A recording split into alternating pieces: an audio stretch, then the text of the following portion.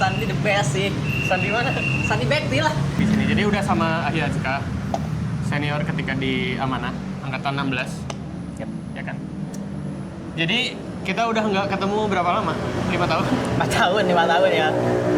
Jadi 5 tahun itu jika time skip ya? Time skip lah. Jika soalnya ada satu fase kehidupan yang kita tidak bertegur sapa, yaitu masa kuliah. Masa kuliah, benar-benar. Nah, kalau waktu berarti masuk konsil pas lulus pisan langsung masuk. Pas lulus pisan masuk konsil. Ini ada fakta yang unik juga sebenarnya.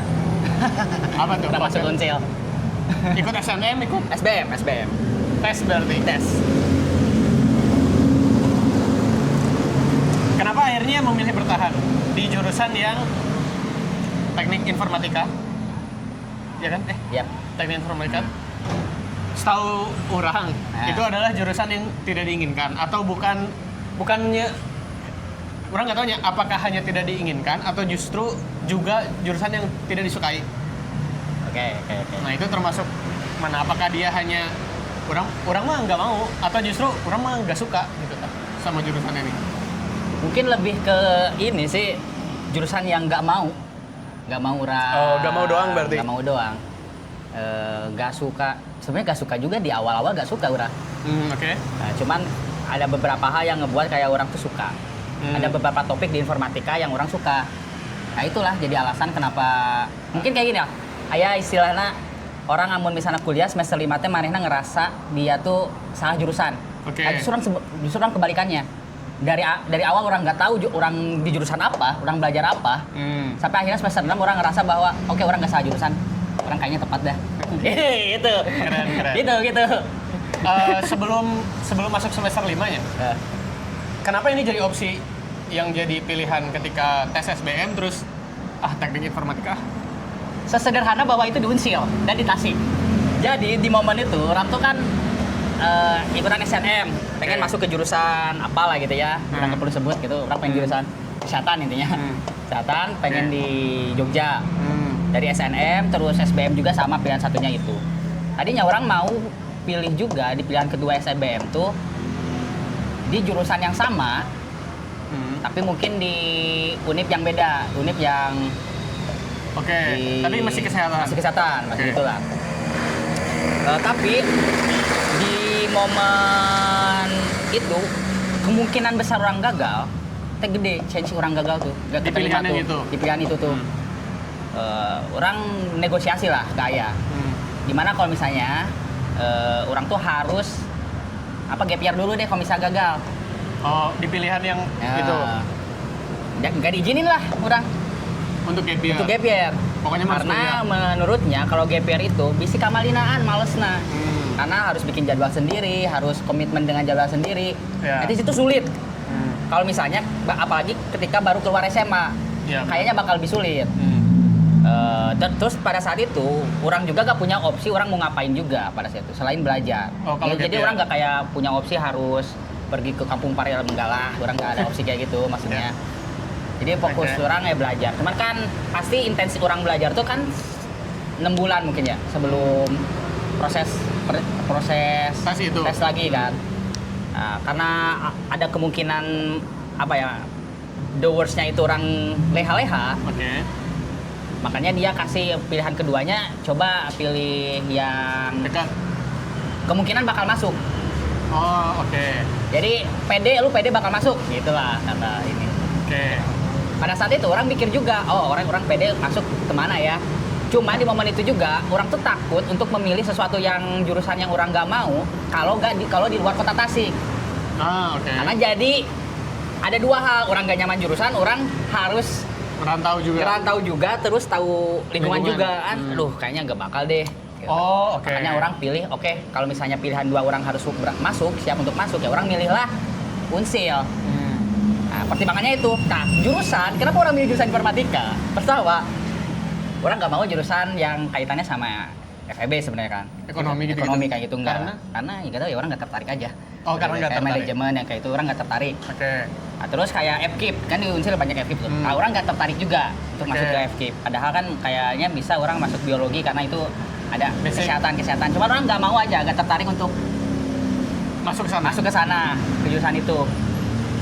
Terus kalau misalnya orang mau masuk jurusan kesehatan ada kan di Unsil.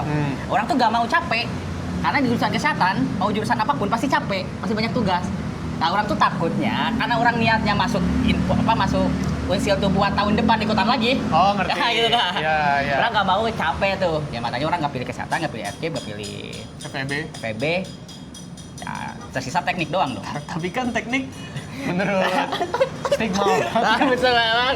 kan banyak tugas juga. Ya, memang. Cuma di sana orang juga lihat teknik apa ya yang agak santai. Ada berapa pilihan? Ada 3 pilihan tuh, sipil, elektro, informatika. Yang paling pasti bayangannya yang paling sering di belakang komputer dan duduk teknik informatika. Ya. Nah, dari sana orang ngerasa bahwa sipil kayaknya bakal ribet nih, banyak lapangan. Karena bakal banyak gambar, orang nggak bisa gambar juga kan. Nah, terus elektro juga sangat matematis kan elektro sebenarnya. Kalau misalnya informatika kan lebih keterapan. Kalau elektro kan benar-benar lu belajar fisika bla bla bla gitu. Nah, orang kayaknya ngerasa bahwa informatika juga ini umum deh. Nah, orang kayaknya bisa sih belajar di mana aja juga gitu kan. Selama 5 semester tadi kan menemukan akhirnya ini jurusan yang tepat nih.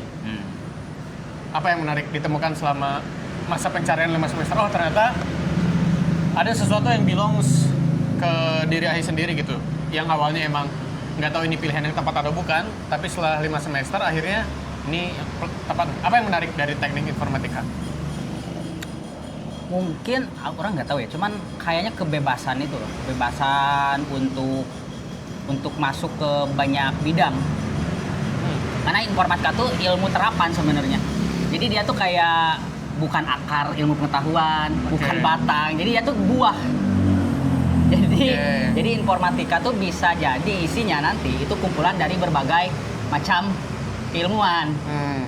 Nah, jadi ruang buat berkembangnya, ruang buat memilih sesuatunya jadi terbuka lebar. Ya ada kebebasan itu. Jadi kenapa orang tiba-tiba kayak orang jadi suka di jurusan ini karena di momen ketika semester 6, semester 5 itu orang tuh kan emang lagi suka sama beberapa hal ya orang sukai gitu. Di hidup dari SMA orang suka itu kan misalnya. Ternyata itu bisa difasilitasi di informatika. Jadi orang bisa menerapkan kesukaan orang di informatika. Nyemetaknya orang ngambil kayak penelitian di bidang NLP, Natural Language Processing, bahasa di komputer, karena orang punya ketertarikan di bahasa. Gitu kan? Jadi ya itulah. Jadi kebanyakan karena itu sebenarnya stigma orang sebelum sebenarnya orang selalu berusaha mencari hal yang menarik dari dunia saintek. Tapi entah selalu buntu atau entah selalu tidak menemukan aja referensinya. Tapi tadi sempat ngobrol bahwa gimana caranya cari bridge, jembatan gitu ya, dari kesukaan Ahi tentang bahasa dan menemukannya di teknik informatika gitu, yang menurut orang pribadi sebagai awam melihat bahwa itu sangat bahasanya komputeristik gitu, kayak coding lah. Tapi justru Ahi bisa menemukan ketertarikan yang sampai dalam hal bahasa, tapi justru di informatika gitu. Hubungannya apa?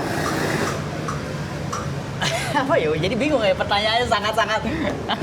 Saya kan suka bahasa. Ya. Terus menemukan bahwa ternyata mencermati dan mempelajari bahasa juga bisa loh lewat teknik informatika. Ya. Di saat orang sebagai orang awam melihat bahwa teknik informatika itu hanya sebatas coding, nggak bisa menemukan bahasa yang kayak gitu di dalam. Atau justru itu yang menarik? Nah, itu yang menarik. Mungkin kalau orang tuh sering memahami bahwa teknik informatika itu kan kayak coding doang. Yang ngoding, bikin aplikasi, bla bla bla. Tapi sebenarnya nggak bisa disederhanakan kayak gitu informatika tuh. Informatika tuh lebih ke menurut orang ya. Jadi implementasi pada akhirnya kan ilmu terapan ya gitu. Jadi implementasi dari apa yang lu pikirkan sebenarnya. Pendekatan-pendekatannya memang pendekatan komputer. Nah, kayak gitu. Tapi poin utamanya kita jangan fokus dulu ke codingannya, jangan dulu fokus ke matematikanya, jangan dulu fokus ke komputasinya. Tapi poin utamanya fokusnya tuh ke ketertarikan kita di bidang itu. Jadi ada rasa penasaran. Contoh kayak orang selalu penasaran dengan baca novel misalkan novel Eka Kurniawan kok gini ya dia jago gitu cara ngutarainnya. Oh Budi Dharma kok dia bagus gitu kan. Ya rasa penasaran itulah kan yang harusnya dicari gitu. Cuman bukan nggak perlu komputasi. Cuman untuk ukuran manusia juga orang ya kan untuk mencari atau menelaah analisa ini itu sangat besar kemungkinan sangat subjektif. Ya betul. Nah, orang tertarik untuk ada gak hal-hal yang sifatnya tuh kayak pola gitu. Oke. Ya, jadi awal mula ketertarikan orang tuh gitu. Makanya orang oke lah, orang pengen tahu nih, ada gak sih pola dari hal-hal yang orang sukai? Oke.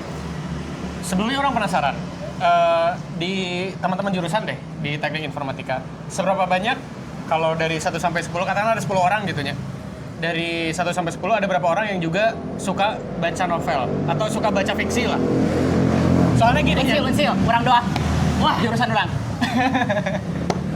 Ini bukan berarti orang merendahkan lingkup keilmuan tekniknya. Yap. Tapi orang ngerasa bahwa rumpun teknik itu adalah rumpun yang tidak menyukai abstraksi, tidak menyukai istilahnya itu apa ya? Bukan hyperbola tapi kalimat-kalimat yang justru dalam tanda kutip diada-adakan. Kalau kata Ryu Hasan, kalau tahu kan, dia suka bilang filsuf itu ngawang kan. Dia itu menghayal. Nah, sepaham orang si Ryu Hasan tuh berasal dari rumpun keilmuan saintek atau kedokteran yang sangat-sangat eksak matematis gitulah. Dan dia secara mungkin ada alasan di belakangnya kenapa dia bilang filsafat seperti itu, tapi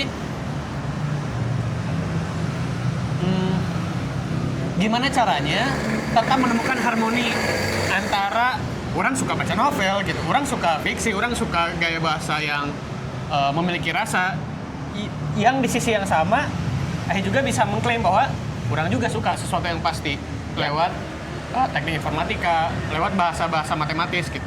Gimana caranya supaya secara batin lah atau secara kesukaan satu sama lainnya tidak merusak gitu, bahwa orang bisa tetap baca fiksi, di sisi lain orang punya juga skill untuk coding. Oke.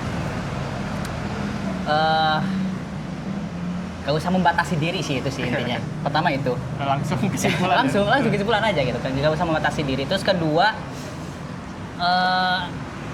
apa ya? Ada sebenarnya orang tuh kenapa salah satu poin yang dari banyaknya poin kenapa orang tertarik juga ngebahas ini itu karena orang tuh selalu merasa asing ketika ngulik topik ini. Jadi selalu ngerasa bego, bodoh, orang nggak tahu nih tentang apa. Misalnya gini nih,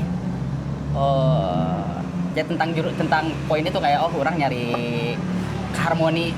Jadi benar-benar kayak orang asing itu yang kayak nyari harmoni di antara yang abstrak, tapi orang harus ejawantakan dengan model-model matematis. Tapi ternyata hasilnya akurasinya tinggi, ternyata tidak valid dengan real case di lapangan. Jadi kan, sesuatu yang membingungkan ini gitu ya, yang orang suka gitu. Jadi semacam kayak emang dunia itu hitam putih itu bukan gak sehitam, bukan jadi seabu-abu itu gitu, seabstrak itu justru gitu. Bahkan untuk hal-hal yang pasti itu tuh ada beberapa hal yang kita tuh gak tahu pergerakannya kayak gimana. Contohnya AI aja, hasil kepastiannya kan canggih ya. Tapi kita gak bisa mastiin apa yang keluar dari AI secara benar-benar real. Berarti kan ada hal-hal yang sebenarnya abstrak, dia random sampling aja gitu. Teknologi juga kayak gitu pada akhirnya kan. Jadi itu ketidakaturan itu gitu, keteraturan atau ketidakaturan ya. Keteraturan yang tidak teratur. Apalah sebutnya ya. Kalau istilah matematika Sujiwo Tejo, kalau masih ingat, dia tuh mendefinisikan matematika sebagai giat. Dia ngomongnya bahasa Inggris sih, finding harmony in chaos. Jadi kayak matematika tuh justru bukan tentang ilmu pasti kaku dan hanya bisa dipelajari secara dogmatif gitu. Justru dia hasil temuan. Jadi matematika tuh orang tuh menemukan formula ini karena sebelumnya telah melakukan proses pencarian. Jadi dia mendefinisikannya sebagai finding harmony in chaos. Itu menarik sih. Tapi nggak merasa terasingkan nggak di satu sisi sebagai pembaca sastra mungkin ya. Penikmat sastra merasa asing nggak bahwa orang mah berasal dari teknik, bukan dari anak antropologi, bukan dari anak seni, bukan dari anak filsafat misalnya.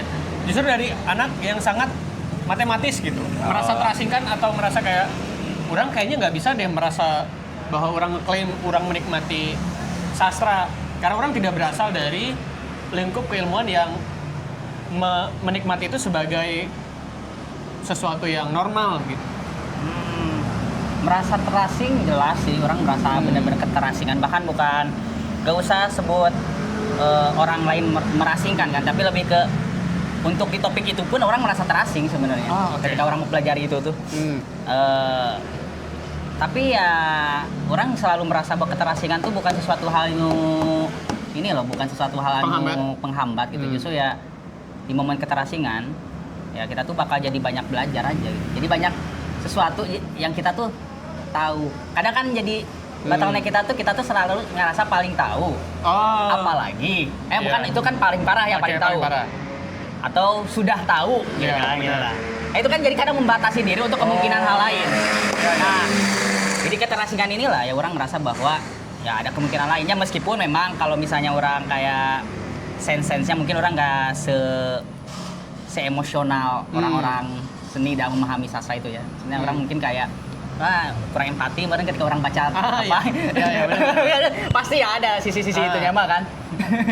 Tapi kalau ditanya gini misal, bisa nggak nyebutin, kalau ditanya ya ke orang misalnya, coba sebutin tokoh sastra yang atau filsuf atau pemikir yang sifatnya sastrawi, tokohnya siapa?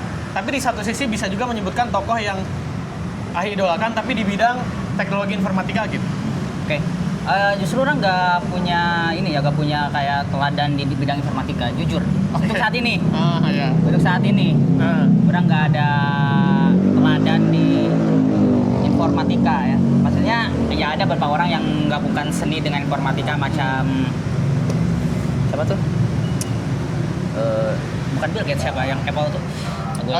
Steve Jobs kan, dia menggabungkan itu kan, menggabungkan ketertarikannya di sana. Cuman ya orang nggak mengikuti dia sebagai technician atau orang nggak punya ini deh, nggak punya idola gitu loh di informatika loh gitu. Justru cuman di penulisan orang suka dengan gaya, atau kalau gaya penulisan kayak kalau ide gagasan tentang tulisannya apa itu tuh bukan Kafka sih ya, baru-baru ya orang baca itu lumayan jauh sih. Lebih ke siapa sih itu, gue lupa lagi namanya, yang dia tuh tentang membahas tentang absurdisme. Bukan Nietzsche bukan.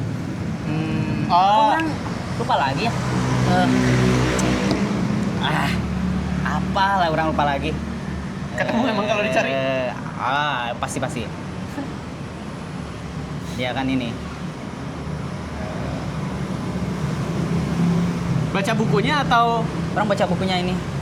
Baca bukunya tuh tentang The Strangers. Siapa tuh The Strangers tuh? Albert Camus. Albert Camus. Yes, itu. Nyampe sana bacaan Nyampe sana. Sebagai seorang lulusan teknik informatika, bacaannya nyampe sana. Yes. Jadi orang suka dengan gagasan tentang absurdisme pada saat itu. Karena pada saat itu mungkin ya itu yang paling relate dengan orang ketika orang ngerasa gagal gitu. Pasca wisuda. Sebelum wisuda semester 1 semester 5 kan orang ngerasa gagal di jurusan kan. Orang kuliah non gawe gitu kan ya. Bahkan orang pernah ngomong ke beberapa orang kayak Sandek atau si Ceboy ya, si Rusan kalau di sini. Orang beli laptop semester genep awal sebagai mahasiswa informatika. Karena setidak tertariknya, sebingung itu orang ngapain jurusan ini. Dan orang gak punya kepentingan untuk kayak apa ya. Enggak, semester 1 sampai 5 gak ada laptop. Gak ada laptop, bro. Teknik informatika. Iya. Orang ngerjainnya di lab langsung. Jadi kita ada tugas itu orang langsung kerjain gitu kan. Tepat dulu salah benar. Ini kan gak penting. Lagi kirimkan. Tapi selesai. Jadi yang penting selesai. Keren. Benar gak benar kumpulkan gitu kan. Prinsip orang pada saya. Karena orang gak ada minat untuk nyari tahu. Oh ini bener gak? Ini enggak ya. Oh sesuai pemahaman orang langsung kerjain aja. Bahkan kayak ngerjain tugas-tugas kelompok kan itu orang gak perlu punya laptop. Terus? Teman-teman orang kan ada yang punya laptop. Jadi ngerjain kelompok kan satu laptop aja cukup. Minjem gitu. 2 laptop. Jadi satu kelompok 2 laptop ya udah gitu. Kita kerjain bareng-bareng. Gitu. Kita back. Random, orang suka ngerandom ngomong. Kita potong sampai ke skripsi. Yap. Nah, tadi sebenarnya sempat ngobrol tentang skripsi, tapi orang kan mendengar kata AI Ya. itu dari politisi-politisi yang menurut orang, orang kayaknya nggak capable deh ngomongin AI. Oh iya. Kayak seakan-akan AI itu dipersonifikasi sebagai suatu mukjizat yang tiba-tiba hadir dalam suatu zaman yang mana setiap orang ngomongin itu padahal nggak nyampe gitulah kasar. Nah, sama kayak metaverse dulu gini. Nah, ya metaverse dipakai semua orang. tiba-tiba orang punya dalam tanda kutip lahan digital lah, Ya. terus NFT. Terus bikin kayak metaverse. Ternyata metaverse sekarang tahu gak lu apa? Mana tahu gak apa? Enggak. Yang kemungkinan dekat dengan metaverse, Roblox. Oh iya, benar. Itu jadi kayak penyederhanaan yang dulunya dianggap mewah. Oh iya. Sekarang jadi gameplay aja Iya, udah. kayak itu Roblox lah mungkin yang dimaksud. Oke. Nah, sekarang sebagai awam dan yang punya kurang hanya punya referensi definisi AI itu dari konsumsi apa yang dinyatakan oleh pemerintah tiap hari lah. Ya. Kalau ditanya AI itu apa sih? Aduh, orang juga susah tuh kalau bisa mendefinisikan itu gitu kan. Menurut yang gini aja. Skripsi deh. Oke. Kenapa tertarik membahas itu lah? Oke. Kenapa orang tertarik ke membahas tentang AI? Sebenarnya orang tuh gak tertarik di AI pada awalnya. Tapi orang tuh ya tadi lagi-lagi orang interest di bahasa dan bagaimana komputer memahami bahasa itu menjadi ketertarikan orang. Oh gimana ya komputer tiba-tiba tahu bisa translate? Gimana komputer tahu nih? Wah, anjing menarik. Gimana nih komputer tahu? Misal suggestion, kita Yeah. mau searching di Google Yes. kata setelahnya apa? Itu suggestion tuh. Yeah, yeah. Itu kan kemampuan orang berbahasa kan dan sebagainya. Gimana sih komputer bisa tahu nih bahasa manusia itu seperti apa? Ya, ketertarikan orang di sana. Bahkan ya fakta uniknya ketika orang ngusulin usulan penelitian, presentasi orang, alih-alih orang ngomong ke model matematis dan algoritma karena orang nggak terlalu paham, orang ngomong tentang sapiens dan kumaha bahasa berkembang. Soal-soalan gini. Karena ketertarikan orang, gitu orang yang ngebahas iya, gitu kan. Lah disetujui gini. Enggak. Kan dosen ekspektasinya akan mendengarkan ceramah tentang teknologi. Ya, memang orang maksudnya 70% orang ngebahas itu. 30%-nya orang baru ngebahas sisanya kan tentang ekspektasinya itu ya. Memang orang sedikit diceramahi gitu. Itu jurusan naon main teh gitu kan. Iya. Cuman pada akhirnya orang ngulik juga gitu ta, algoritmanya. Cuman interestnya dari sana sebenarnya. Oke. Balik lagi ke apa tadi tuh? Yang AI. Dan kenapa itu. dipilih? Kenapa dipilih itu? Jadi orang awalnya ketertarikan itu dan yang paling dekat bagaimana komputer memahami manusia yaitu machine learning. Belum ada istilah AI yang gimana-gimana macam sekarang ya. Nah, AI itu kan apa ya orang definisikan? AI itu mungkin sekarang tuh lebih ke ini kali ya, apa globalnya gitu kan. Visionnya. Ya. Nah, di dalam-dalamnya Ada atau banyak tuh. Apa yang ditawarkan dari skripsi yang Dari ditulis? machine learning itu tuh yang salah satu hal yang bisa komputer ini tuh bisa Lakukan? memahami bahasa manusia adalah ketika komputer belajar sendiri data yang diinputin manusia gitu. Kan itu poin utama machine learning, makanya ada istilah mesin yang belajar gitu kan. Iya, oke. Jadi alih-alih kita kasih input kan gini sistemnya. Jadi kalau misalnya proses tradisional komputasi biasa, kita kasih input ke komputer, tapi kita juga kasih aturannya. Oh, oke. Kasih aturannya. Kayak batasan-batasan gitu. Ya, jadi kita kasih aturannya, kita kasih inputnya. Nanti outputnya ya sesuai aturan itu. Oke. Nah, machine learning ini beda. Jadi kita masukin input, tapi kita nggak masukin aturannya, tapi kita masukin data contohnya. Sehingga apa? Sehingga si mesin itu dia nggak bikin aturan, dia bakal bikin aturan sendiri dengan cari pola sendiri. Nah itu proses itu yang membedakan. Sebenarnya konsep pikirnya gitu tuh. Makanya pada saat itu ketertarikan orang tuh bisa dicapai dengan orang ngulik apa ya, orang belajar apa ya. Ternyata machine learning lah. Jatuhlah orang ke machine learning, belajar algoritma machine learning. Nah, by the way, algoritma machine learning itu tuh dikembangkan. Pengembangan itu ada istilah deep learning, model yang basisnya itu neural network. Oke. Model yang basisnya itu kayak kumacarana lah. Istilahnya kan neural networknya. Jadi kumaha Otak. berpikir kan juga otak gitu Ya, manusia lah ya. Oh, oke. Ya gitu tah. Cuma itu rada random ya, cuma Ya, ya. simplifikasi dari neural network itu kan misal ya orang teh input kan iya hiji gitu tah. Kan mesin teh nginputkan iya nu kadua ya. Oke. Set. Biasa mesin komputer mah ya udah tahu ya dia ini doang yang diinputin. Ini bakal jadi input yang berbeda. Nah, kalau misalnya pakai neural network, kita tuh kayak bisa tahu oh ini hasilnya apa. Nah, hasil dari ini kita bisa input ulang lagi nanti jadi input yang baru. Terus. Jadi dia belajar dari input-input setelahnya dan sebelumnya. Macam gitulah. Dan kesimpulannya dia bisa ngeluarin sendiri. Ya, dan emang poin utamanya itu. Oh, misal dua-duanya dimasukin nih. Nanti komputer mau pelajari bahwa ini kosong, ini masih ada nih. Ya, jadi dia cari aja sendiri ininya polanya apa. Ya. Oke. Nah, itu ketertarik ya itu yang jadi orang tertarik ke machine learning karena ketertarikan orang. Karena kan gak bisa dihandle sama ngoding website, gak bisa tuh. Ngoding aplikasi gak bisa dihandle tuh. Kayak itu. Itu lebih ke matematis kan. Secara spesifik ngebahas apa skripsi?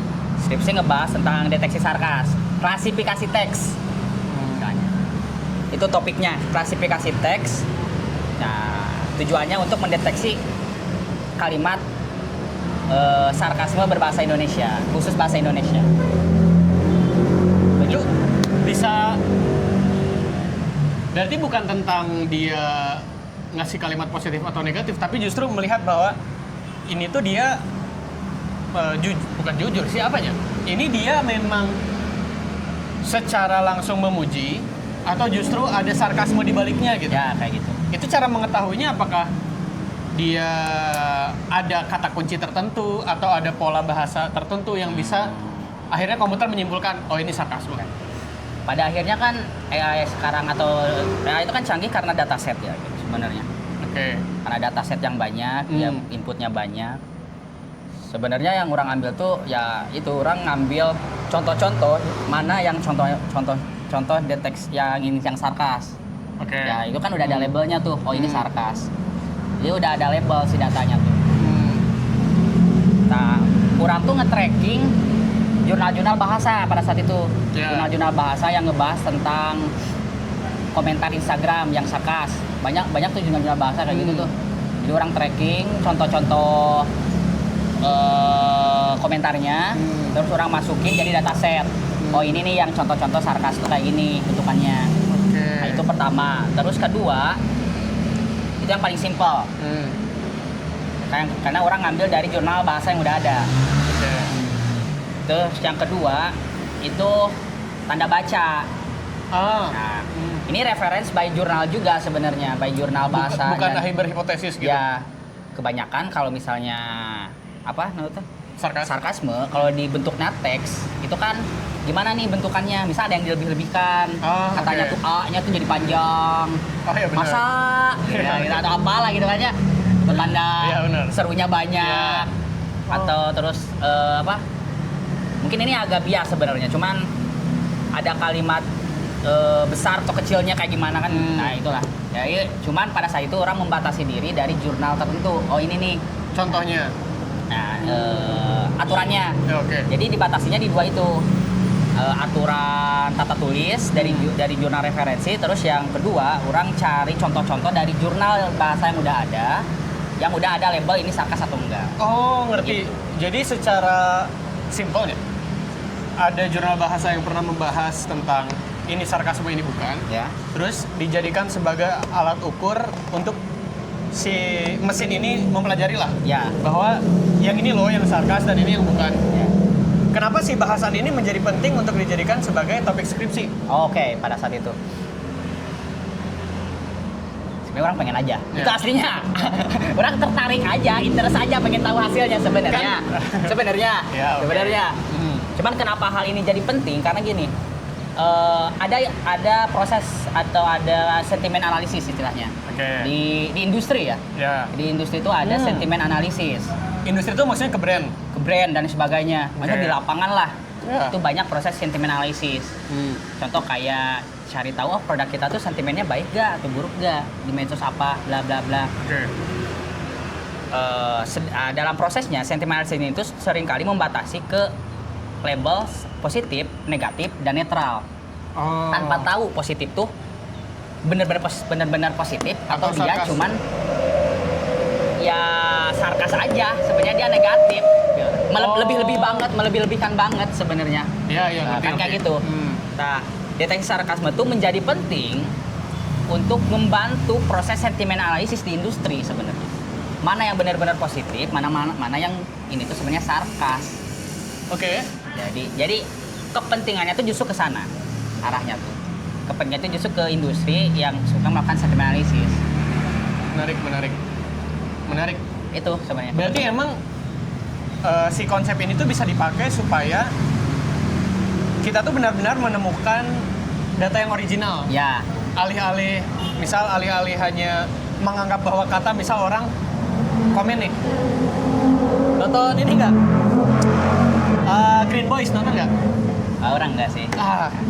Green Boys itu kan ada bahasa-bahasa Rico Lubis, salah satu dari itu. Bahasa-bahasa yang kayak keren nih. Nah, tapi dia itu kebalikannya gitu. Oke. Kalau secara bias, si mesin kan bisa menganggap bahwa kalau ada komentar kalimat keren nih itu sebagai sentimen positif, tapi dia tidak memasukkan fitur dalam machine learning-nya bahwa ini tuh bisa aja sarkas loh. Oke. Jadi untuk mendapatkan data yang original, penting untuk membedakan bahwa ini tuh benar-benar dia komentarnya positif atau justru sarkas gitu. Ya. Itu tuh sebenarnya karena orang membatasinya itu di teks ya, bukan di audio gitu. Oke. Jadi agak jadi sulit, tricky sebenarnya. Karena teks. Yang orang lakukan tuh. Jadi Oke. kayak keren. Kayak tadi Benar-benar keren misal. Kalau misal teksnya gitu doang ya itu pasti positif hitungannya. Kalau keren, Nah, bisa jadi kan. Jadi dia bahasa beda kan kalau misalnya teks. Makanya itu jadi orang tulis itu sebagai kekurangan penelitian orang. Orang langsung tulis juga di bawahnya. Diakui gitu, Diakui. bahwa- Ada beberapa karena dospem orang harus nyuruh orang untuk kekurangan penelitian mana harus ditulisin apa aja. Ya orang tulisin banyak. Deskripsinya. Nggak, itu unik loh, maksudnya. Validasi bla bla bla. bla. Iya, yang ngerti bahwa Jadi margin of error ya Nah. orang tulisin. itunya disebutin. Beberapa halnya dan kemungkinan apa yang perlu dilakukan ke depannya. Jadi saran tuh orang based on margin error pada akhirnya. Ya orang bisa memahami sih bahwa margin of error-nya bisa aja timbul gara-gara ya bisa aja yang dimaksud keren dengan text behavior yang berbeda ini bisa aja dia emang positif Ya. atau justru malah terlabeli sama si sentimen sarkasmenya itu. Apa ya orang? Ini penelitian orang tuh. Skripsi. Wah, ada ini validitas internal, validitas konstruksi, validitas konklusi. Ini tuh kekurangan orang, validitas eksternal. Oh, jadi kekurangannya emang dicantumin. Cantumin. Bukan itu tugas peneliti selanjutnya. Gak tahu ya, dospem orang tuh selalu melakukan itu gitu ke anak-anak didiknya. Dan pada saat itu orang juga lakuin itu. Makanya peneliti selanjutnya enak sih. Oh. Ada adik kelas orang yang kayak adik tingkat orang, Bang pengen lanjutin ini. Soalnya dinya ya ada Wah. Tapi Yahin nulis ini ada terinfluence sama tulisan sebelumnya atau enggak? Dari senior, dari apa? Enggak ada kalau senior, tapi dospem orang tuh ngasih referensi jurnal yang keluar lah Q berapa gitu yang dia tuh nulis gitu, external validation, internal validation. Tapi bisa disebutkan dong sebelumnya pernah ada yang bahas ini atau enggak? Pernah. Oh, pernah ada. Jelas lah, bukan sesuatu Bukan yang baru banget gitu. bukan yang baru. Mungkin kalau di jurusan aja baru, di sini Oh, di maksudnya. sini. Ya, mungkin ya. Enggak lah, gak baru. Dia ada lah. Berarti secara tidak langsung membuka kesempatan orang untuk dapat judul skripsi yang baru Ya. karena meneruskan penelitian ini. Iya, harusnya. Entah itu modelnya yang diganti, ada saran nih model apa yang kayaknya bisa memungkinkan gitu untuk nge-push akurasinya lebih tinggi. Kurang tulis di sini. Menarik. Terus apa lagi ya? Tapi ini kemungkinan orang kan memandang skripsi ada dua. Yap. Yang pertama itu yang hanya membuktikan si penulisnya bisa nulis. Yoi. Yang kedua yang membuktikan bahwa penulisnya menjadikan skill menulisnya sebagai alat supaya idenya tersampaikan kepada publik. Oke. Aing mau nge-labeli skripsinya sebagai yang mana? Yang kedua dah kayaknya. Soalnya kalau dari sosumnya, kalau dari hukum, ini bukan berarti orang merendahkan cara teman-teman menulis ya. Maksudnya di hukum lah. Ada beberapa skripsi yang orang udah bisa perkirakan, ini mah judul-judul yang hanya ingin membuktikan bahwa dia bisa pakai writing tools. Dia bisa pakai Word, dia bisa pakai reference manager system, dia bisa pakai Google Scholar, dia bisa pakai kalau buat hackingnya Sci-Hub dan lain-lain gitu. Tapi ada juga jenis skripsi yang menjadikan skill menulisnya sebagai alat untuk menyampaikan kepada publik bahwa nih orang teh punya gagasan. Oke, yap. Di Saintek tipenya gitu juga nggak? Ada 2 tipe seperti itu nggak? Atau justru di Saintek yang lebih mendominasi adalah yang kedua tadi, bahwa dia punya gagasan, menggunakan cara berpikir dan skill menulisnya sebagai alat untuk menyampaikan kepada publik bahwa ini orang punya gagasan baru. Atau justru ada juga orang yang nulis skripsi di Saintek hanya sekedar orang bisa nulis skripsi udah.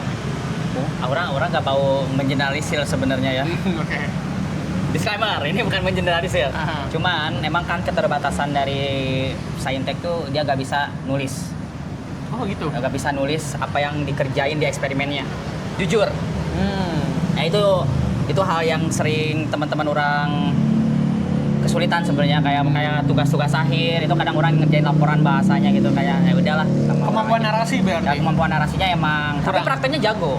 Dia bisa codingnya, dia bisa hasilnya bagus, cuma Iya. kemampuan narasinya memang gitu kan ya kurang. Nah itu kan berarti kalau konteksnya tadi ke satu atau kedua, mungkin kebanyakan. Berarti yang kemana yuk? Satu ya kayaknya. Satu tuh yang membuktikan bahwa dia cuma bisa nulis. Contoh nih, kalau di hukum ya, sebagai konteks, ada banyak jenis skripsi yang judulnya gini. Apa ya, yang kasus yang rame, ini deh, perbandingan hukum pidana mati di Indonesia dan Malaysia. Ada tuh skripsi yang membahas tentang itu, yang isinya hanya masukin fakta, masukin data, masukin norma, jadi satu masakan lah tanda kutip yang sudah tersaji, dia cuma kolek itu aja udah. Tapi ada juga satu tipe tulisan yang dia tuh punya hipotesa dalam dirinya bahwa ada satu pembaruan dalam hukum yang perlu disampaikan kepada publik. Nah, dia bisa nulis, kebetulan dia akhirnya jadikan gagasan itu sebagai wacana baru kepada publik. Nah, itu tipe yang kedua. Kalau tipe yang ke satu ya dia cuma membuktikan bahwa orang ngetik nih pakai Word bisa, orang ambil jurnal sebagai referensi bisa gitu, dan orang menjadikan topik itu secara rapih bisa, kayak ini pendahuluan, ini rumusan masalah, ini isi, ini kesimpulan. Hanya sebatas itu aja udah. Jadi orang yang baca pun ketika baca judul kayak perbandingan misal hukuman mati di Malaysia dan Indonesia, ya udah orang udah tahu, oh ya udah bedanya ini udah gitu. Sedangkan ada tipe orang yang lain, katakanlah melihat dari paradigma baru, misalnya kenapa sih si hukum di Malaysia ini misalnya condongnya lebih ke pro hukuman mati, kenapa di Indonesia cenderung kontra terhadap hukuman mati gitu. Nah, kalau dari yang sering dibaca atau yang sering ditemukan di antara teman-teman, secara meskipun dapat dinyatakan bahwa mereka kemampuan narasinya kurang baik, tapi apakah justru itu yang menjadi power mereka gitu? Kalau orang kan mengakui bahwa anak hukum tuh justru gampang bikin skripsi, Ya. karena dia, contoh deh penelitian normatif, dia nggak usah kemana-mana, dia udah baca buku aja, dia tulis gitu. Nggak ada, apa ya, kalau di teknik tuh ada semacam simulasi formula gitulah. Nah, apakah itu justru bisa jadi bukan privilege sih, advantage seorang anak teknik karena kemampuan narasinya kurang baik, dia justru bisa nge-push nih, bahwa yang dia lakukan adalah menemukan formula baru meskipun kemampuan narasinya tidak sebagus anak-anak soskum. Kayak gitu berarti. Kayak gitu berarti ya. Yang kedua tadi. Ya. Cuman yang kedua juga, nah ini kayaknya kalau S1 kayaknya lebih condong yang pertama sih. Bahkan bisa jadi gak masuk kedua-duanya tuh kalau yang kedua. Oh, oke. Kalau di Saintek ya. Kalau yang S1 kebanyakan. Kebanyakan kan S1 tuh ngambil kayak studi di lapangan, tapi ya pada akhirnya sama-sama aja gitu. Ini beda ngubah objek aja. Kan kebanyakan kayak gitu juga. Ya Dan ya narasinya juga mungkin gak ini sosum juga gitu. Ya udah template kayak laporan aja gitu. Oke, ngerti. Tapi kebanyakan kalau misalnya jurnal-jurnal yang udah bener-bener gitu kan ya di Saintek ya pasti yang kedua gitu. Jadi alih-alih ngomongin tentang kumaha caranya biar bahasa atau narasinya bagus gitu kan, lebih ke gimana caranya gagasan yang abstrak ini bisa disampaikan. Itu lebih ke bener-bener adunya di sana.